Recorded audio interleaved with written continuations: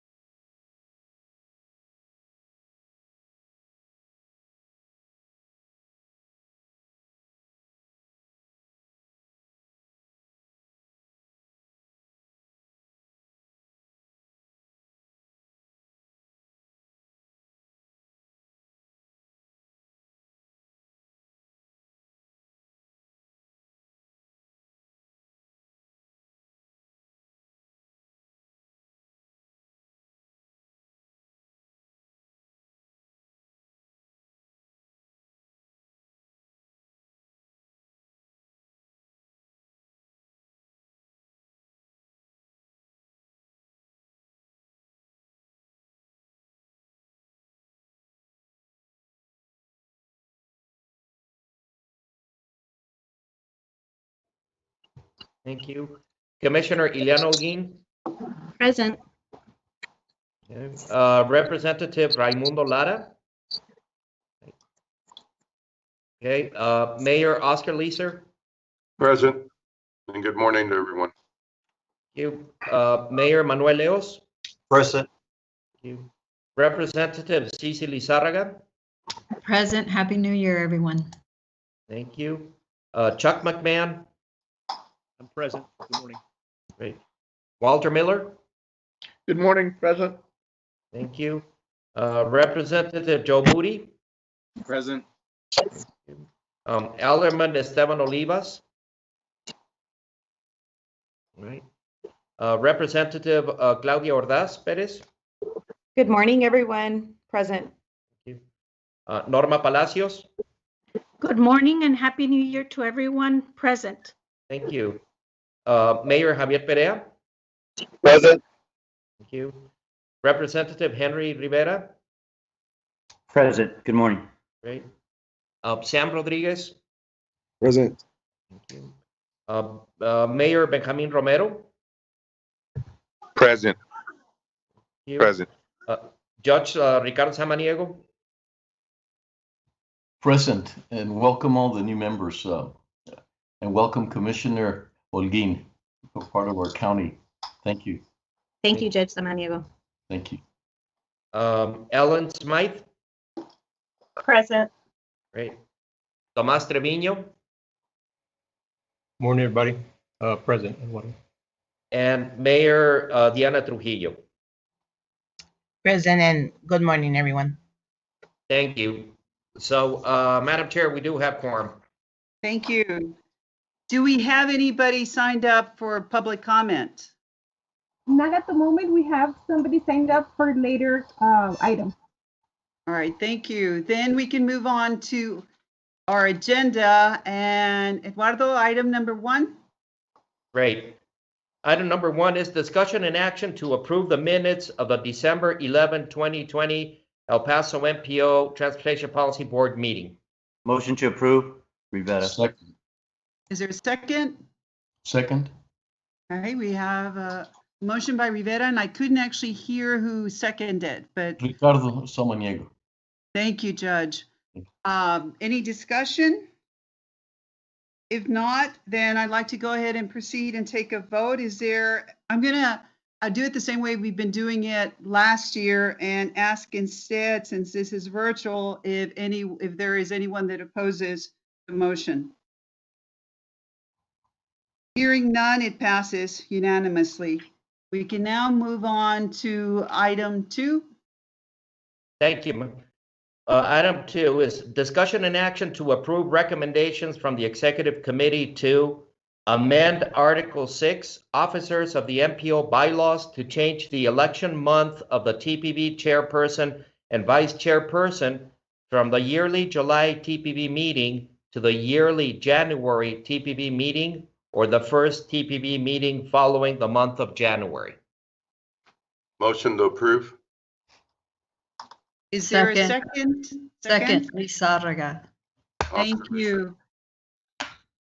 Okay, there has been a motion and a second, and at this time we'll move into any discussion. I'd like to start by explaining it and then opening it up for questions and then having any comments by our legal counsel. Currently, our bylaws state that the election of officers is to be done at our meeting in July, because there has been changes within members that are elected officials as to the timing of when people are voting and electing the new elected officials. And the biggest change that we saw was this past year in November. The city, of course, we are now electing our mayor and city representatives in November. I suspect that the reason it was previously set for July was because elections before last year were actually taking place in May. Currently, because we no longer have the chair that was elected, according to the bylaws, the vice chair would serve in the same capacity as the chair with the chair's absence. But our bylaws do not address anybody then coming in as a vice chairperson. And I think we just saw that on the screen. So after discussion with legal counsel as well as with the executive committee, it is being recommended that we amend our bylaws to now make it uniform with elections and select a chair and a vice chair in January rather than waiting until July. At this time, I would open it up for any questions, any discussions on this proposed change to the bylaws. I move that we accept this change. And that was Representative Gonzalez, is that correct? Yes, ma'am. Thank you. Is there? Second, this is Blanco. Thank you, Senator. Any questions about this change or proposed change, I should say? Madam Chair, this is Walter Miller. Just as a comment, this is I think this is a necessary change that we need to make. Although the switch to November elections is not universal with our board members, it's by far the majority of board members are elected, of our elected board members are elected in November, and this will simplify things greatly. So, yeah, I think this is a good move to make, and we should move forward in that direction. Thank you, Alderman Miller. And I think everyone should know that the only elected members that are not on the November schedule is Horizon. Is that correct, Alderman Miller? I don't believe I believe there's a couple of others. I did get the list, but it's been a month, and so I've forgotten who else was on there. But by far, most of the municipalities are in November now. So this is the appropriate move. All right. Thank you. Any other comments or questions? Hearing none, then I'd like to go ahead and proceed and take a vote. Is there anyone who is opposed to it? Hearing none, then it passes unanimously. We could then move on to the next item on our agenda, and that would be 3.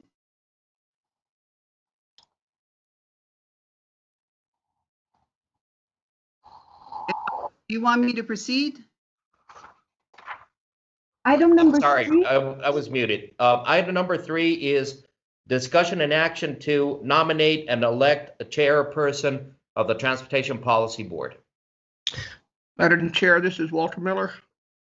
Yes, Mr. Miller. Madam Chair, I would like to nominate Representative Lena Ortega as chair of the Transportation Policy Board. Second. This is in keeping with the normal progression that we followed in the past years, and I think it works well. Plus, Representative Ortega's great leadership as well. I'm glad to hear that. Yes, second it. I second that motion. Lizarraga. Thank you. So there has been a motion and a second. Is there any discussion? If not, then we can take a vote. Is there anyone opposed? Hearing no opposition, it passes unanimously. Thank you very much, and I'm very happy and honored to serve as the chair. We could then move on to item number 4. Right. Item number 4 is discussion and action to nominate and elect vice chairperson of the Transportation Policy Board. This is Oscar Leisure, and I'd like to nominate Ricardo Samaniego.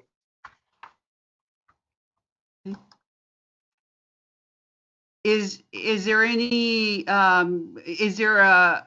with that nomination then, is there any other nomination, or is there a second? Second. And I'm sorry, who seconded that? Art Fierro. Madam Chair, Yes.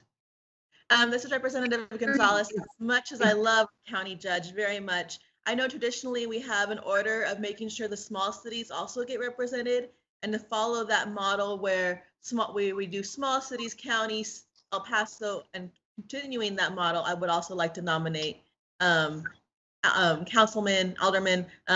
Walter Miller from Horizon City.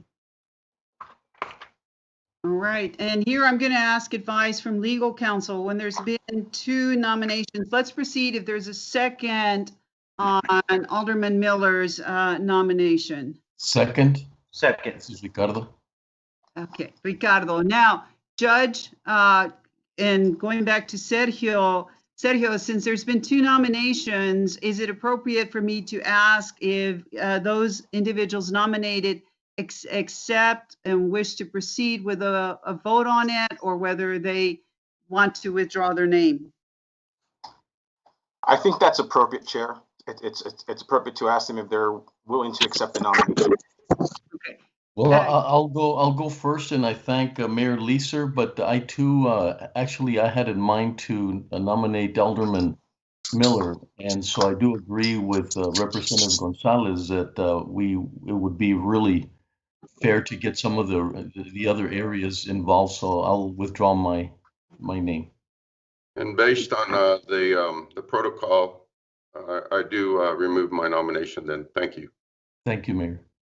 Thank you, Judge, and thank you, Mayor. And Council, is that all that's necessary for the removal of that nomination? That's correct, Chair. You can now proceed to ask if there's any other nominations or proceed with the nomination that's on the floor for Mr.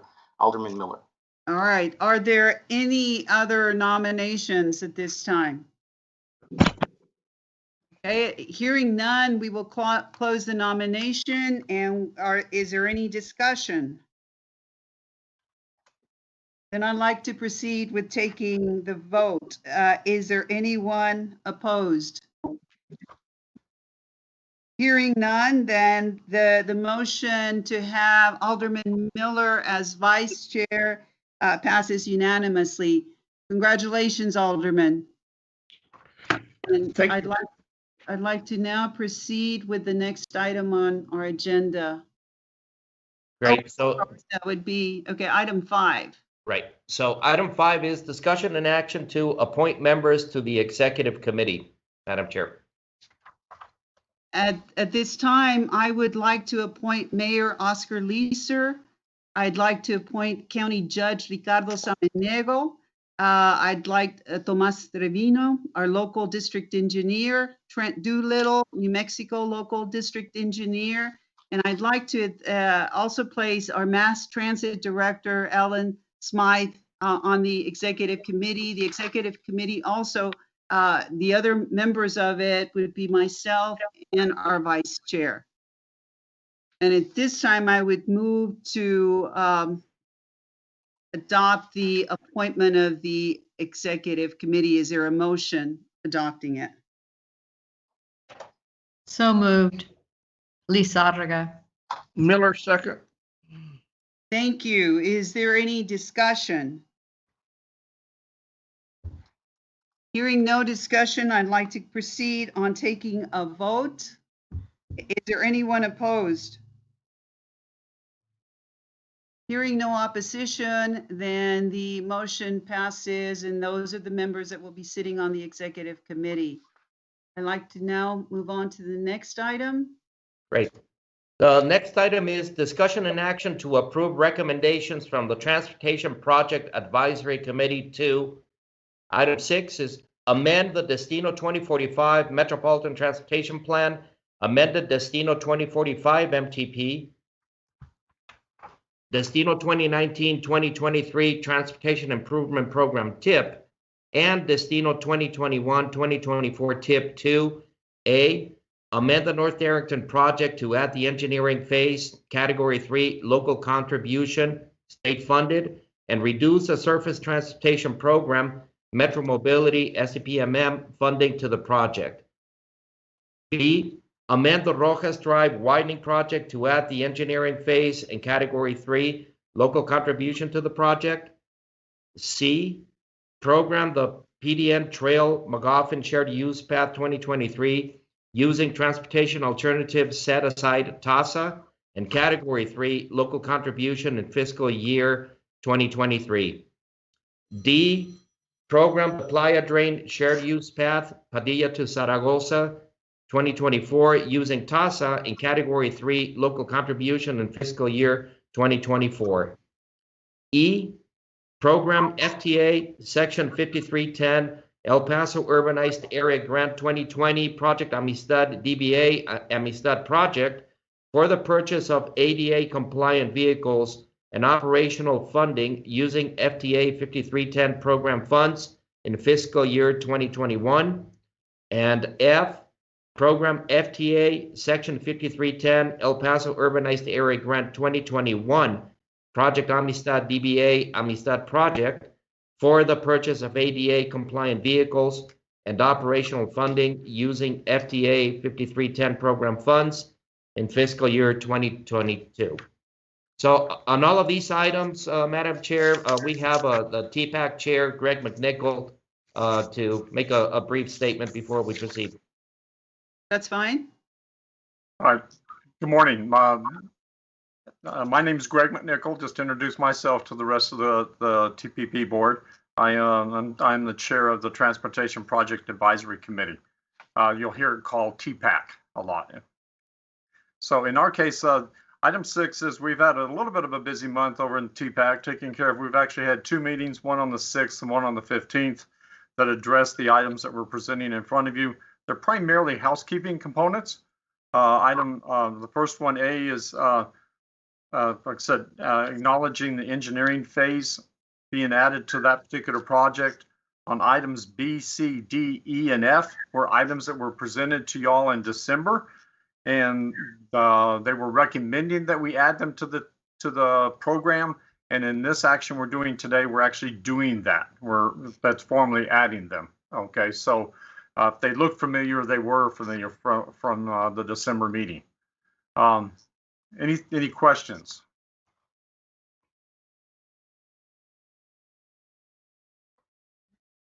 Hearing no questions, then I'm open for a motion to approve these amendments. Madam Chair, this is Walter Miller. Please proceed. I would move to approve these measures. As far as I can tell, this is just local money being added to projects, and like Mr. McNichols indicated, it's primarily housekeeping. So move to approve. Thank you. Second, Rivera. Thank you, Representative Rivera. Is there now, we're going to follow a procedure where after the motion is made and approved, we will still have any discussion. Is there any discussion on the motion to approve? Hearing no discussion, I'd like to go ahead and proceed and take a vote. Is there anyone who is opposed? Hearing no opposition, the motion passes. Thank you. Thank All you. right. So, Madam Chair, we're moving on now to the reports section of the agenda. Item 7, funding balances for Category 5 CMAQ, Category 7 STP Metro Mobility, and Category 9 TASA. A, fiscal year 2021 UTP funding allocations, and B, fiscal year 2020 reconciliation of balances. On this one, Madam Chair, again, these are just reports. There's no action. So I'll take this one. I'll introduce the item. So we have 2 items here that are somehow affecting are related to funding issues. The first one, which is the fiscal year 21 UTP funding allocations. As you heard many times, the UTP is a 10-year document that TXA produces that gives us an idea of the funding targets for every year for every category. These are funding targets. They're not fixed budgets or anything, so they may change a little bit. So there was a relatively small reduction in categories 5 and 7 that we need to take care. Mostly because these are in the 4 years of the TIP, and as you all know, the TIP has to be fiscally constrained. So we were forced to make some relatively small adjustments. And what you see on the screen is for Category 5 for CMAQ funding. You see those numbers in red, 245,000 in 2021, 238 in 22, and 228 in 24. So what we did is work together with the agencies that had projects already programmed in those years and made some adjustments. Again, it's never it's never fun to reduce funding, but that's what we did. And so in item 8, as you will hear later, we will give you the specific information of the projects that were reduced in order for us to to make sure that we are financially constrained. In other words, how we were, what we did to reduce that negative balance that we showed there. Well, what you see there on the screen is the same thing with category 7. The negative balances are fairly small considering the dollar amounts for the projects, 68,000, 48,000. So again, it's never fun to do that, but we working together with the partners, with Sun Metro, the city of El Paso, the county, the town of Horizon. We were able to work those differences, and again, we'll show you those in item number 8, the details. So let me then move on to item B, which is the reconciliation of balances. This is an exercise that happens pretty much every year, working with the finance division. So, we program our projects based on the UTP funding targets, but then the finance division really manages the cash flow on these funding categories. So we have right now a little bit of a cash flow crunch. Where the actual cash that we have available right now is lower than what we expected. But in working together with the finance division of TxDOT, we are working so that no project that is currently funded in fiscal year 21 and 22, suffers. We will have to make some adjustments moving forward to adjust that cash flow. But we have a little more time to do that and to make sure that no project really suffers any major delays.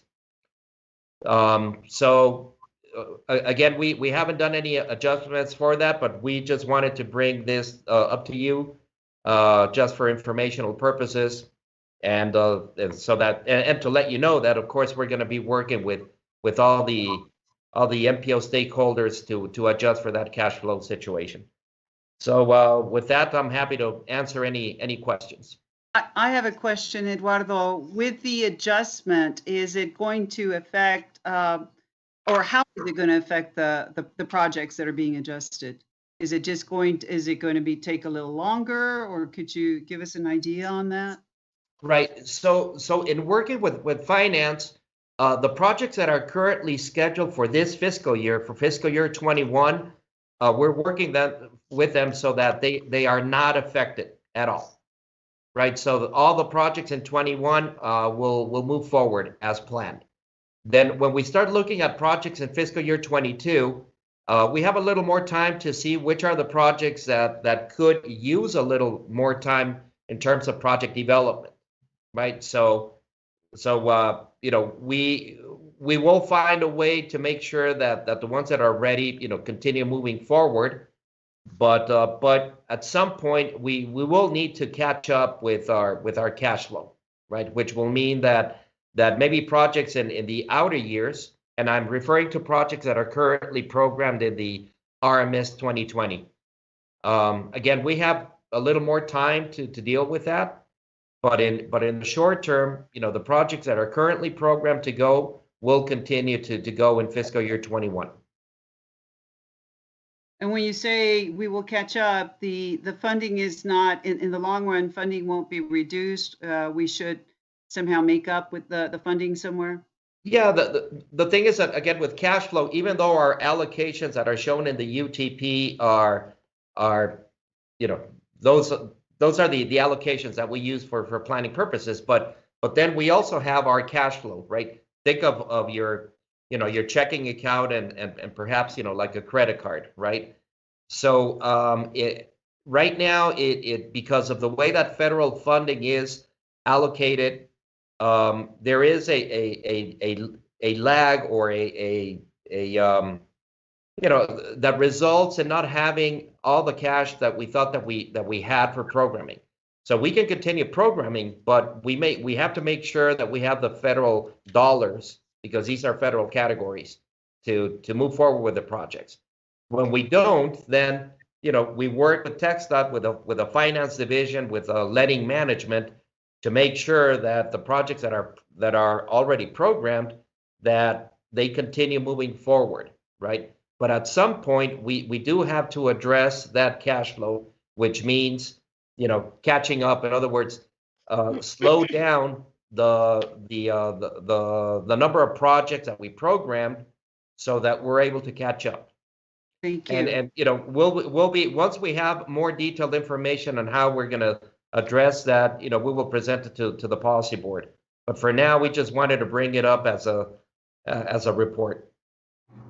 Thank you. Any other questions? Yes, ma'am. I've got a question, Representative Rivera. Mr. Calvo, does that mean that those projects at the time that they're going to be completed, are they going to have an increase balance instead of what they're doing instead of what we have now? I don't expect the funds that are currently programmed, will just be available for the next year. If we have to move a project from one fiscal year to another, it doesn't mean that the whole project is delayed for a full year. It is just making sure that it goes from one fiscal year to another. In fact, it could be, if you have a project scheduled for letting, let's say in August of a fiscal year, which is, very late in the fiscal year, just by moving it to October, we jump fiscal years, but, we're still in the same calendar year. So that project may be just delayed by 2 or 3 months. So it really is, we don't expect that to be a big deal. So it won't increase in cost? I don't anticipate that that there would be an increase of cost. If the cost estimate increases, it's not because of that. It could be as, projects as they are designed, they start refining the cost. But I don't expect that just by moving it from one year to another that the cost of the project would increase. Okay, and then you stated that you'd be looking for funding to once those programs come back. At that point, will any other program suffer or any other project suffer because of be reduced in order to complete those? I don't anticipate that they would suffer. Because again, all the projects that we have in RMS 2020, when we sort of like designed it and put together the RMS 2020, we selected the projects that were also the ones that were closer to be implemented, more ready to go if please. Those are the ones that are currently programmed in this fiscal year. So those are going to move forward, without a doubt. Or let's say the cash flow is not going to affect them. If they don't move forward, it's because of something else, not because of that. But we also are working with all the groups that have projects in RMS 2020 to make sure that the projects that may benefit from having a little more time in terms of project development, they can use that. And by that, I'm looking more at projects in fiscal year 23 and 24. Thank you. Any other questions? I have a question. So what do you attribute the discrepancies between the MPO and text dot numbers? Well, that's a very good question. It's keeping track of the federal accounts is something that we are working with finance to make sure that we fully understand exactly what happened. I can tell you that it has to do with the way that federal funds are programmed, and there seems to be also a little bit of a disconnect between what is shown in the UTP as far as our funding targets versus the actual cash that is available from the federal dollars. So and this is something that has been, we're carrying out something from several years back, although right now it is showing up more as a cash flow situation. So as soon as we have the detailed information, we'll come back to you. But part of it is it's not an easy answer. It has to do with the definitions of allocation versus apportionments, and but we have to fully understand that, because if there is something that we need to change in the way that we program projects, I mean, believe me, it's not a good practice, right? To overprogram and then find out that we don't have the cash to do that. But so, as soon as we have the detailed information, we'll come back to the policy board and explain why it is. But right now, I'm pretty confident that that the solution or the way to deal with it is not going to impact any of the projects that we have programmed. Thank you. Thank you. Any other questions? Okay. Thank you, Eduardo. We can move to the next report. Okay. Item 8 then is to administratively. I'm sorry, Eduardo.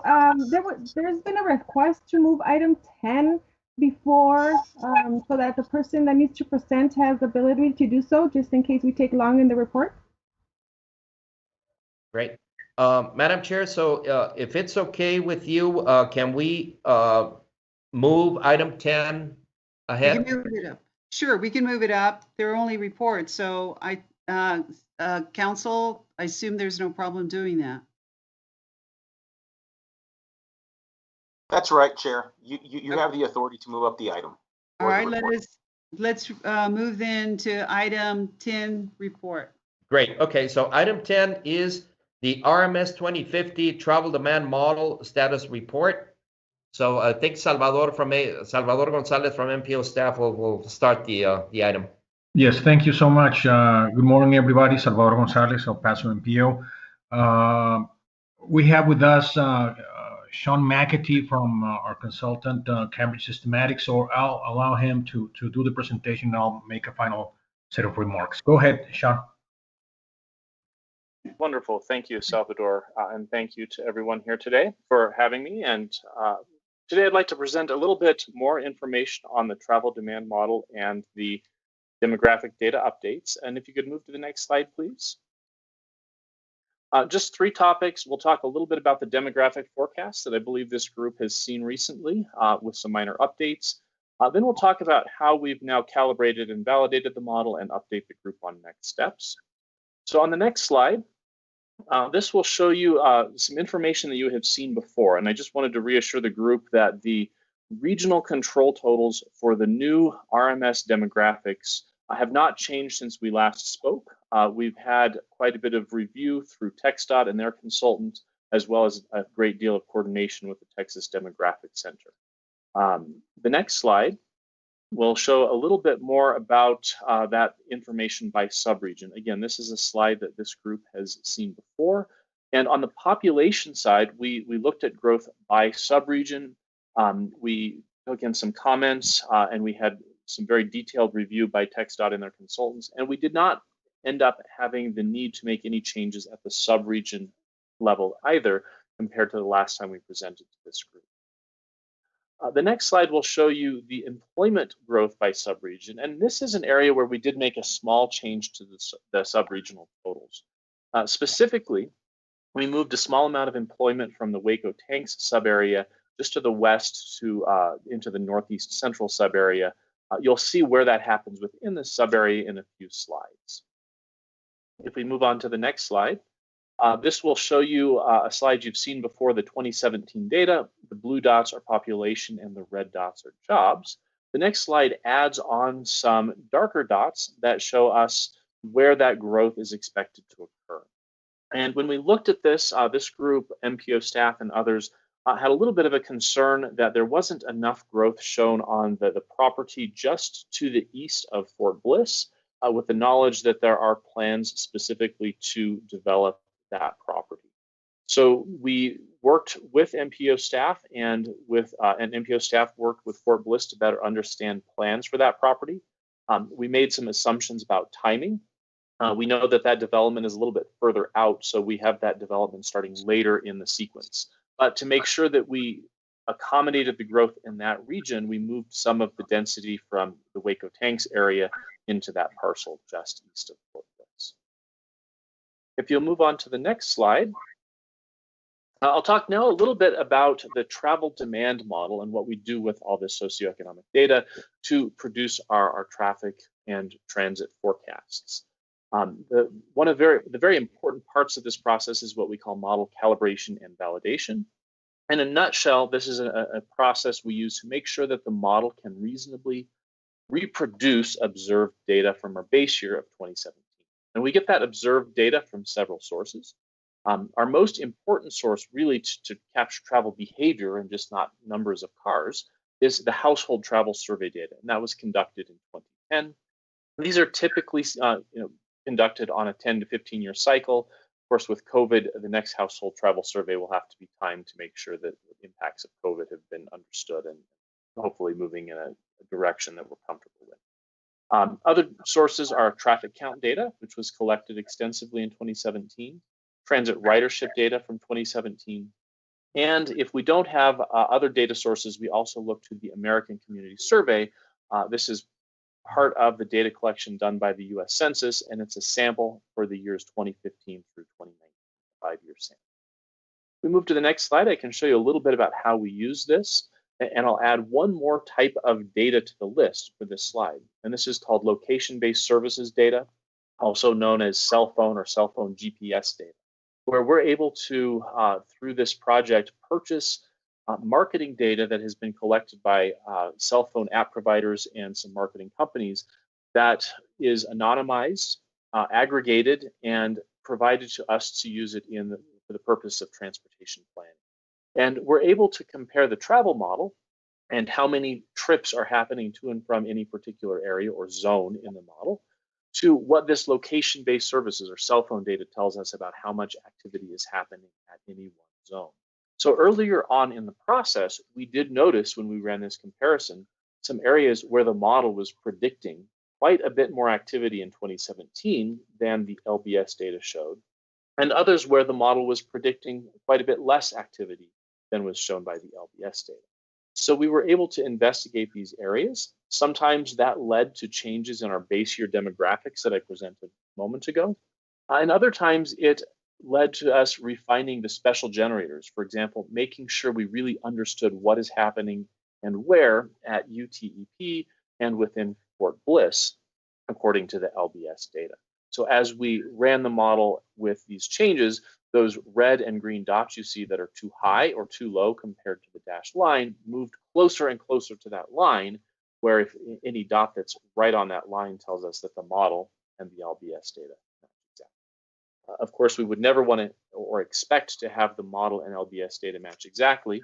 The model is an approximation of behavior, and the LBS is a sample, but an imperfect sample of how people travel. If you move on to the next slide, I can show you a little bit about another one of the measures we use to make sure we have confidence in this model. And this is something called trip distribution. This is essentially the model's understanding of how far people will drive. And the model does this for shopping trips, school trips, work trips, and several other types of trips. This slide here focuses on work trips or commute trips. We see from both the LBS data, that cell phone data, and household survey data, that the average commute time in the El Paso region is about 8 minutes. But there's a distribution. A number of people have a commute that's shorter than 8 minutes, and quite a few people have a commute that's longer than 8 minutes. So here, you can see that the model, this solid line here, is reasonably close to and often between the two dashed lines that represent the LBS and household survey data samples. So this is a product of that calibration process we go through to make sure that the model is reasonably representing how long people travel for those various different trips. And if you'll move to the next slide.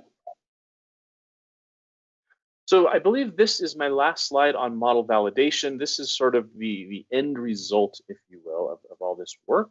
The table here you see shows the volume to count ratio. Basically, all of the model traffic divided by all of the counted traffic.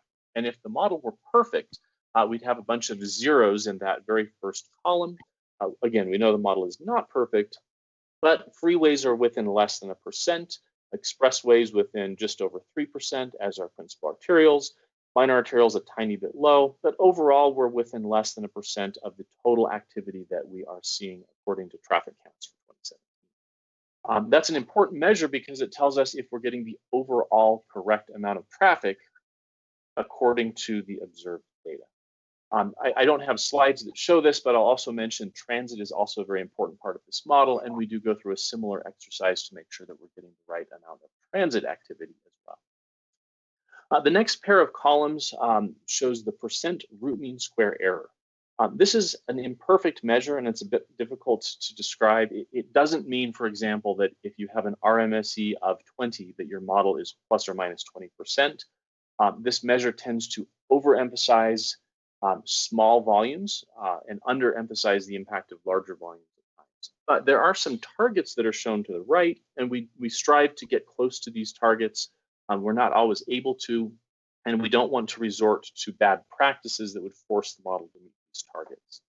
Here you can see freeways are within a root mean square error of just over 20%, expressways at 34%. And part of the reason we found expressways were difficult to get down were there were a lot of construction projects happening in 2017, and we did not want to force the model to reflect the changes in travel behavior due to those construction projects and therefore harm the model's ability to forecast accurately. So we decided and made a decision to leave that root mean square a little bit higher, specifically in those locations where there was a lot of construction going on. Principal arterials, we feel we're doing pretty good at just over 30%, and minor arterials, those volumes tend to be much smaller, so that 45% is well within the typical target that we use.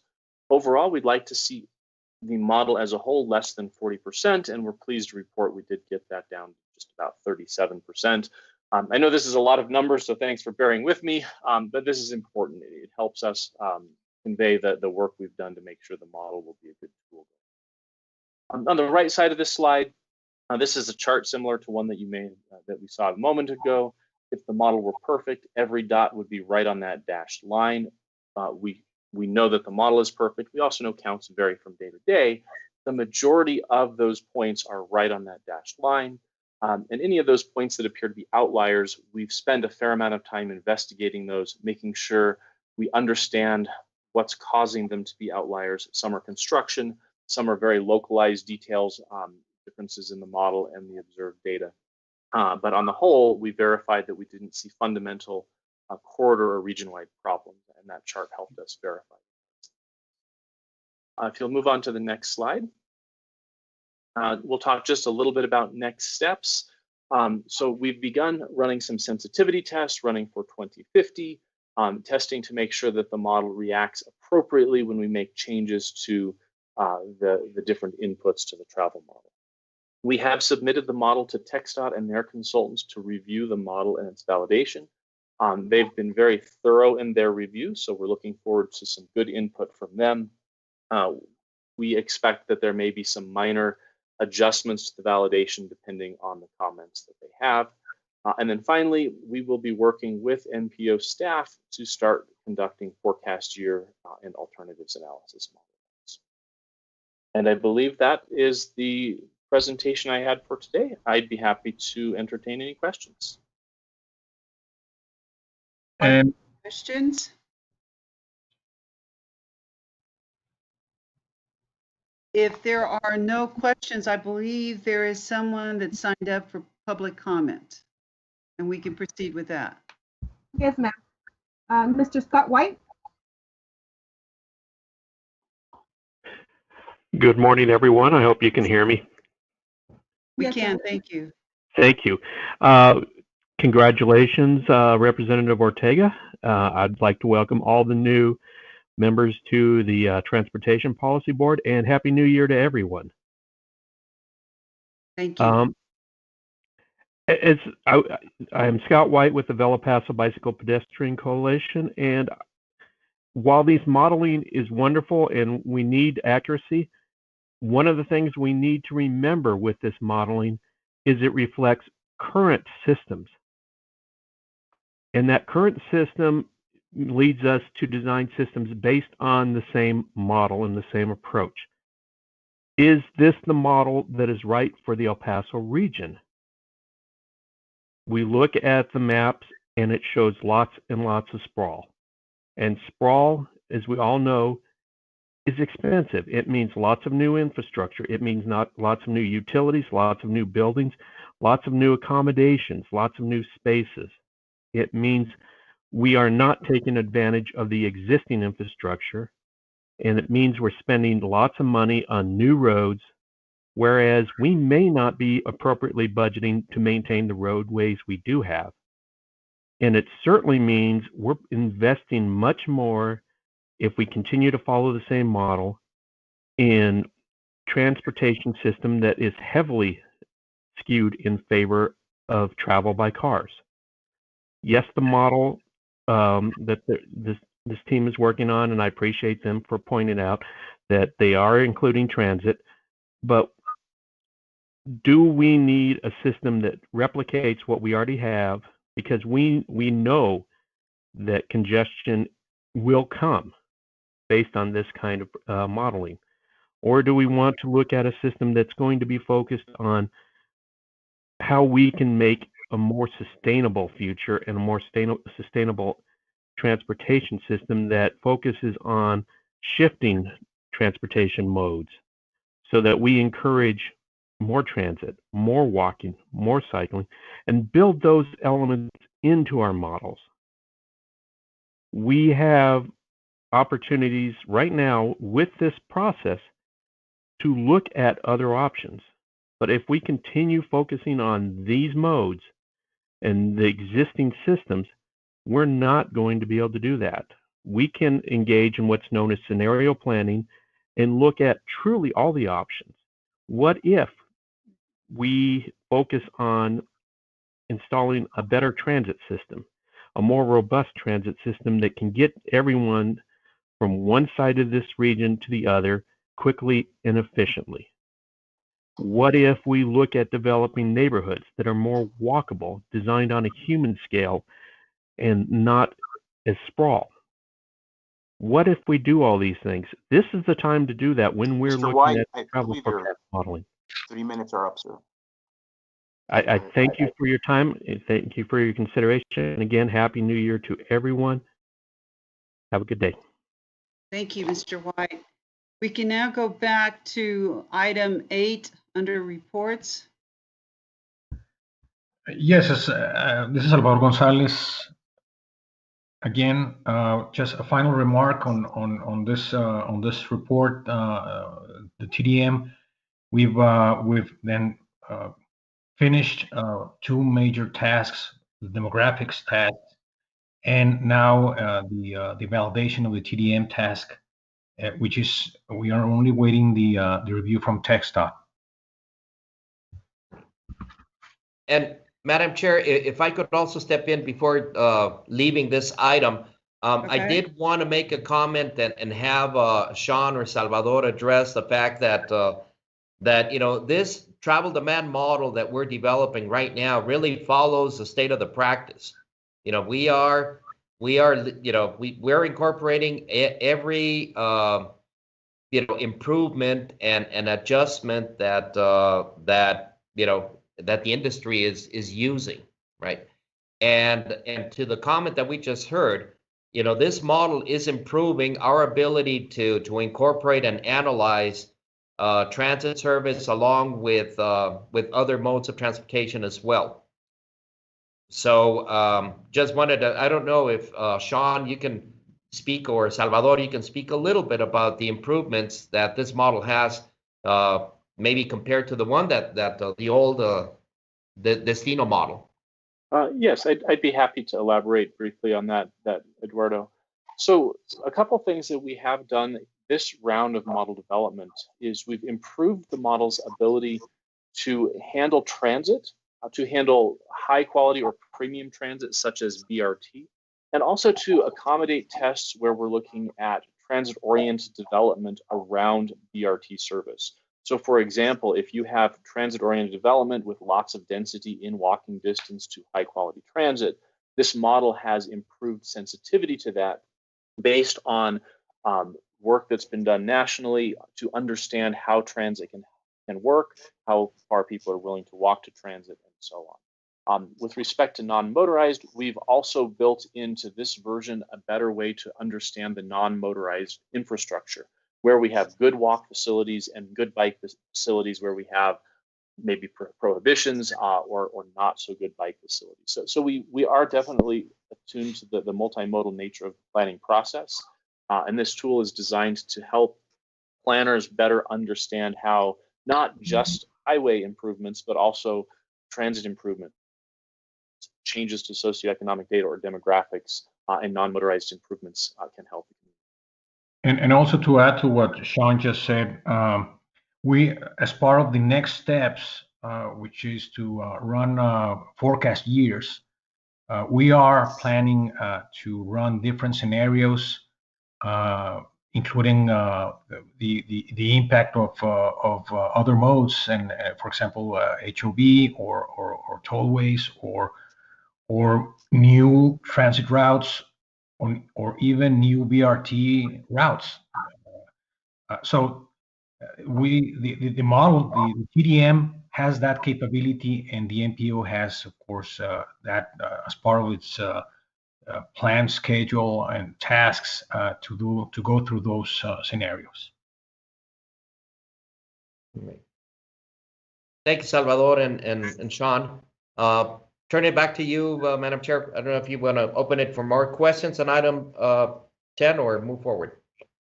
No, I think it's good because of the additional information, and thank you for the additional information. Does anybody have any other questions? Chair, there's a question on the comments, the meeting chat.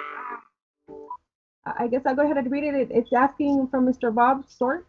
How do we develop models to how major changes in transportation make major increase in the use of mass transit, rerouting of throughout traffic around the city?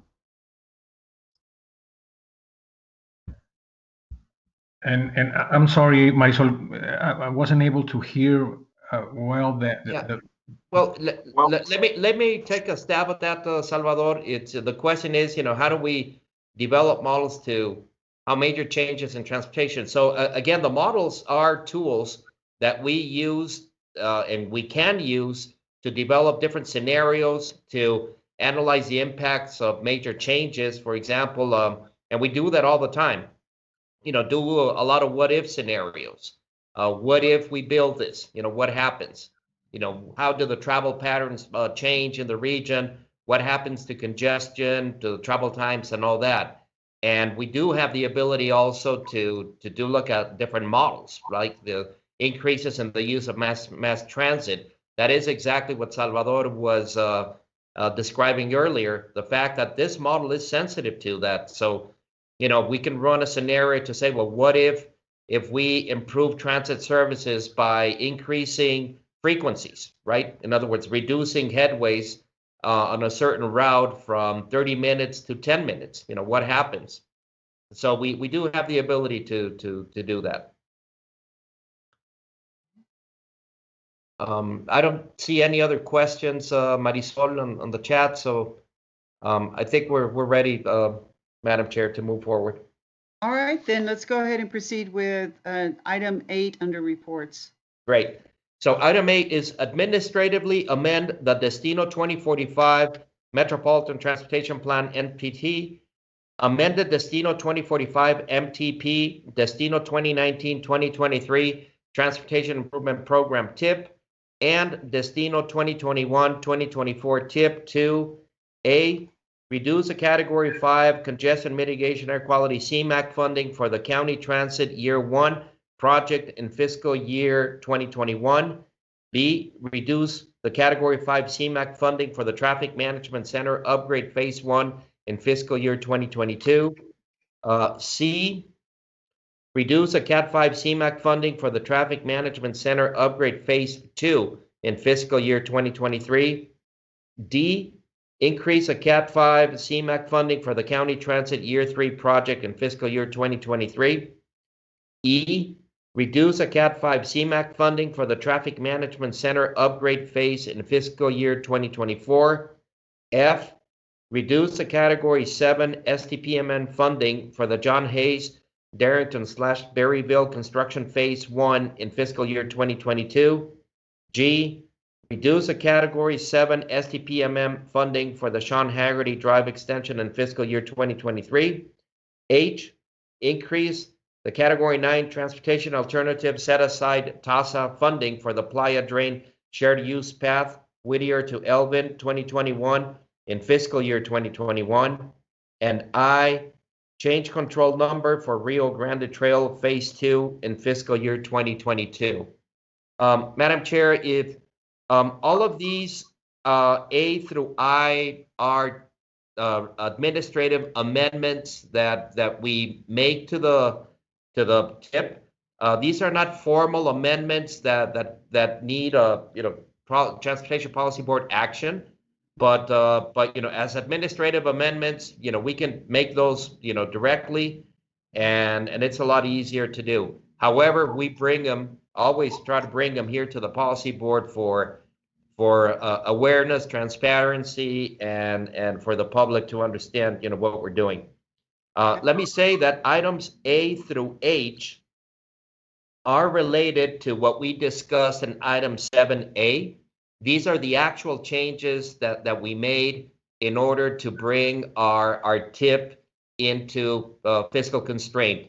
If you recall, the reductions that we need, well, the negative balances that we had of 245,000 and 225 and so on.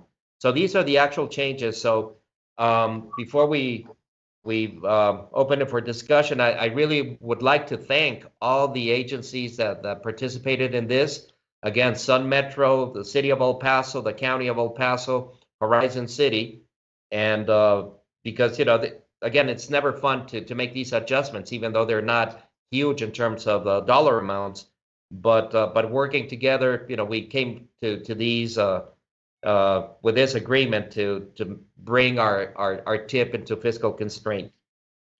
Okay. Eduardo, then do you want to explain the specific adjustments or just open it up for questions at this time?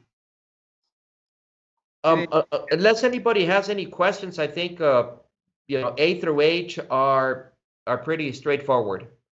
Okay. Are there any questions? Madam Chair, this is Walter Miller. I got into this a little bit to see what happened here, and I need to just want to comment and compliment the MPO, particularly and the other participating entities. This is how the MPO should work. We had an issue with funding, and they worked it out in a very equitable way. This is the way that what the MPO is intended for, and I must congratulate Eduardo and his group, plus all of the other entities, contributing entities, for working this out and meeting these challenges without in an amicable way. And so that's all I need to say is this was an excellent demonstration of cooperation. So yeah, thank you. And I've got to agree with you. I think that it's great that there is that kind of cooperation, and I really do appreciate our ED actually being transparent and being so specific in pointing out where the reductions are. And if there are no other questions or comments, hearing none. Madam Chair, I just want to make a comment on item I, which is not related to that. It's a very simple amendment where just administrative, a change in the control number for the Rio Grande Trail Phase 2 project. That's in New Mexico. The control number is the equivalent of a CSJ for New Mexico DOT. So it's just a changing a number. It has nothing to do with funding or limits or the scope of the project. Right, and that was the last item of your report under Correct. item 8. Right, exactly. Any questions on anything under item 8? Hearing none, then we could move on to item 9. All right, item 9 is a TxDOT Transportation Alternative Set Aside statewide call for projects. I believe we have a Blanca Serrano from TxDOT that will make a brief presentation on this. Yes, good morning, board members. This is Blanca Serrano. I'm the Transportation Alternative Set Aside Coordinator for the El Paso District with TxDOT. I'm here this morning to share some information with you guys regarding a call for projects. Every 2 years, the department opens up a statewide call for projects under the TASA program. There's two different types of funding. Some of the funding goes to the MPOs. The other half of the funding is open to the state, the statewide program for any communities over 200,000 and below. This year's call opened last week on Friday, on the 15th, and it will be open through the middle of June. There are some notable items that changed in this time. Our transportation PTN division went to our commission and decided to make some changes, asked for some changes as far as the rules goes for the statewide call, because we did notice that some of our smaller communities were struggling, even though it's a program that helps mostly the smaller communities. We did notice that they were struggling still to make some of their matches with the program, with the requirements as far as the program goes. Because in some areas, the program is typically only open for construction. So here are some notable items that they changed as far as the rules goes, and I'll go over them really quickly with you. One of the main ones is that now communities of 50,000 or less are allowed to use, as far as the match for the program, they're allowed to use transportation development credits to meet their match. In other words, if they are allowed to use the credits, their program at that point would become 100% federally funded. The other item that's really good for them, because this is where they were struggling with it. They were getting the funding for construction, but they were having trouble coming up with the funding to do the design, because they would still have to be responsible for the design of the project.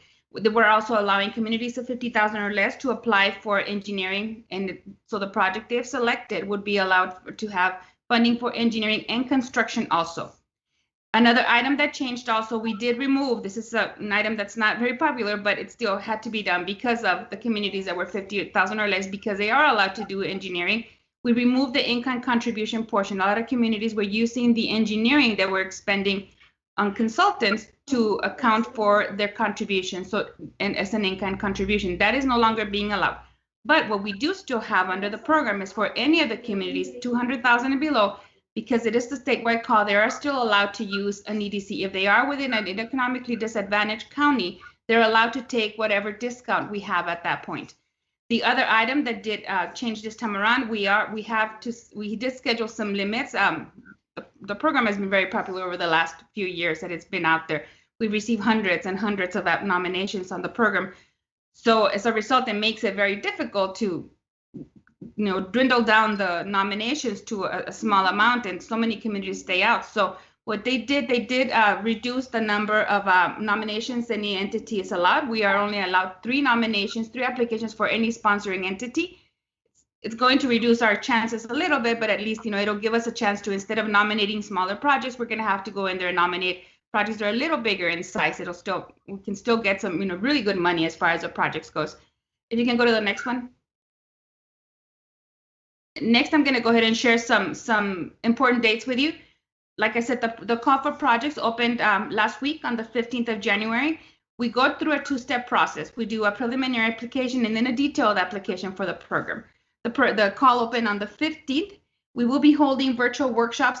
This is the 21st, but we moved the workshops, and they're going to be starting on the 25th through the 27th. We'll be holding virtual workshops for any of the entities that would like to nominate a project, so they can get more information, more detailed information on how the program is going to work. The deadline for the preliminary applications will be March the 1st of this year. Those nominations that are submitted on March 1st through the preliminary applications will be reviewed, and then approximately the middle of April, we will be notifying those entities that are eligible to move on to the next step. At the same time, in the middle of the spring, in the spring, we will also be notifying other entities from the call from 2019. We also develop a conditional, provisional list of projects. El Paso was very fortunate to have at the top of that list a project that was deemed eligible to be on this provisional list of projects. That means that the project was selected to be the top one when the funds become available to receive the funding. In the middle of, at the same time that we notify the eligible entities to go on to step 2, we're also going to be notifying the entities of the project moving forward. El Paso will have one additional project that'll be moving forward from the previous one, which is good because they no longer have to send in that project or nominate that project once again under this new call. Once we do this, we're also going to be going on to the detailed applications. We'll be working very closely with the nominating entities to put together the detailed application for the next phase, which will be the step 2 of the program. And those nominations will be due on June the 14th of this year. We'll be doing our review through this whole time, and then we're hoping in sometime in the fall, the review committee will be going to the Transportation Commission with a final list of projects, and also a conditional project list, because it will be also developing another conditional list of projects. As funds become available, projects will be moving into that list, and those projects will no longer have to be nominated in a future call for projects. That'll be done in October. We should be able to notify any of the entities receiving funds that they have been selected for funding, and we're hoping to do that during the October 21 commission meeting. The next slide we have just gives you a very small snippet of what the process is, just so you know how our process is a little different than the MPO process. It's just a two-step process. It kind of gives the entities a little bit of a chance to prepare really good applications, really good nominations for their projects. And if anybody has any questions, I'll entertain anything you guys may have.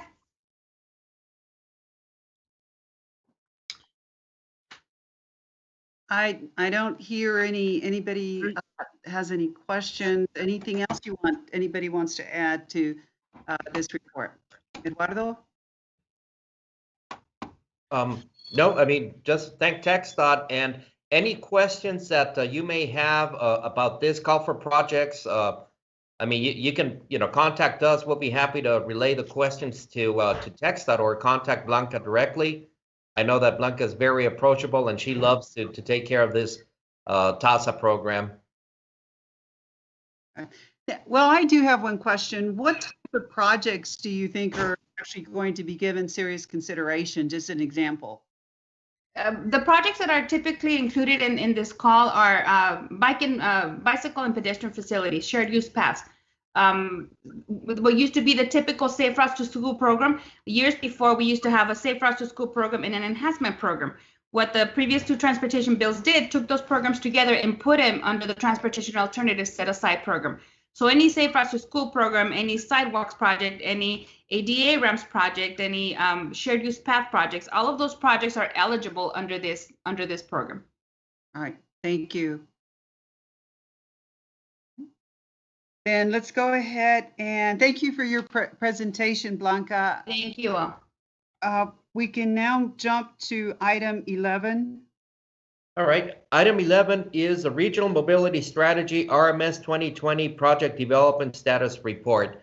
And I'll take this one, Madam Chair. This is the monthly report, the same report that we provide to you all, to the policy board on progress made by the projects that are part of RMS 2020.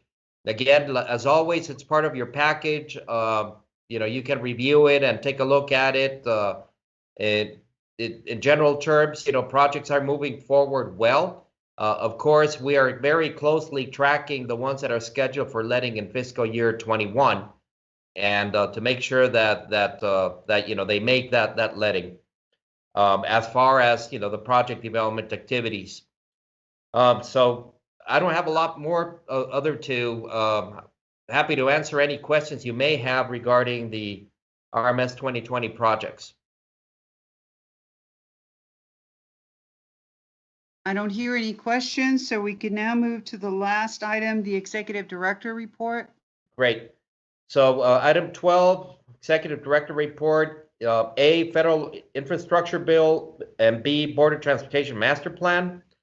So for item A, Madam Chair, it's just a brief note here to make sure that everybody's aware that there is a lot of chatter and a lot of discussions happening right now in Washington, D.C. about a new federal infrastructure bill, as well as the development of a new federal transportation bill. The discussion that we hear is that there's a lot of money going to be made available for transportation projects. And, we're working on the details, and I know that that our Congresswoman Escobar is very interested in making sure that El Paso has projects ready to go. And, we are in constant communication with them and to make sure that we understand, the dollar amounts, the timing, and all the opportunities that will come up. Of course, now that we have a new administration in the U.S. federal government, it seems that we're going to get a lot more clarity on what's going to happen. But this is more of a heads up to everybody that we need to be ready. So with that, I don't know, Madam Chair, if you have any additional comments or thoughts on that?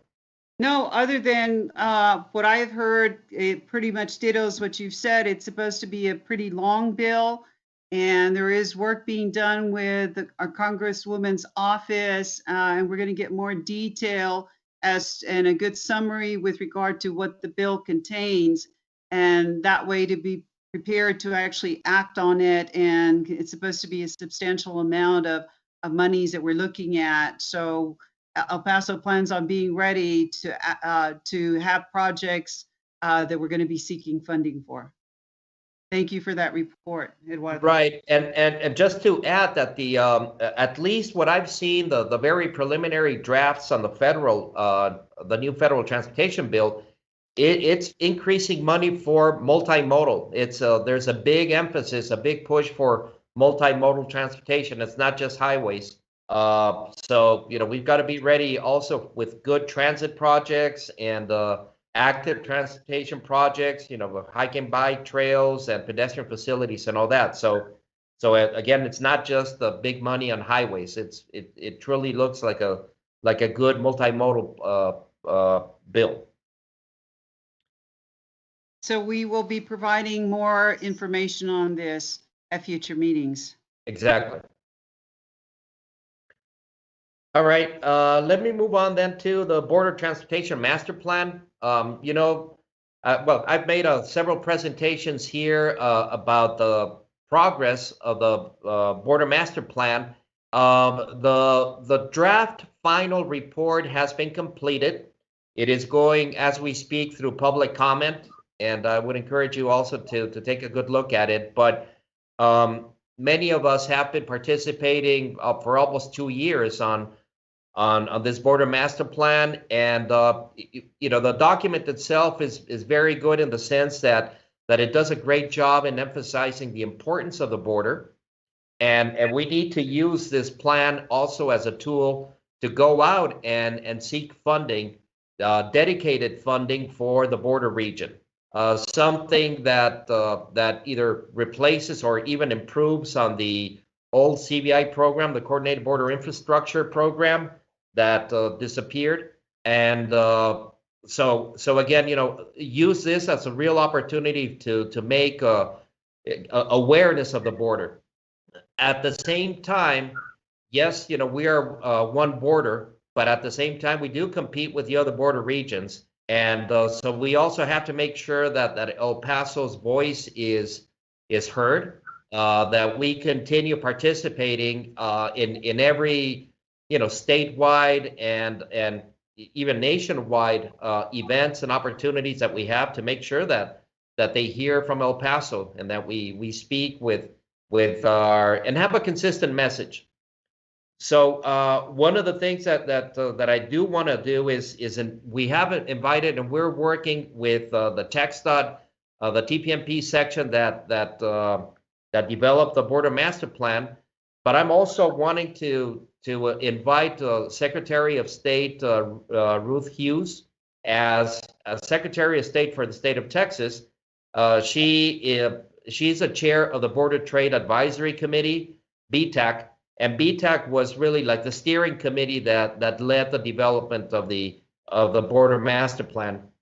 Secretary Hughes has been great, shown great leadership and interest, obviously, for the border.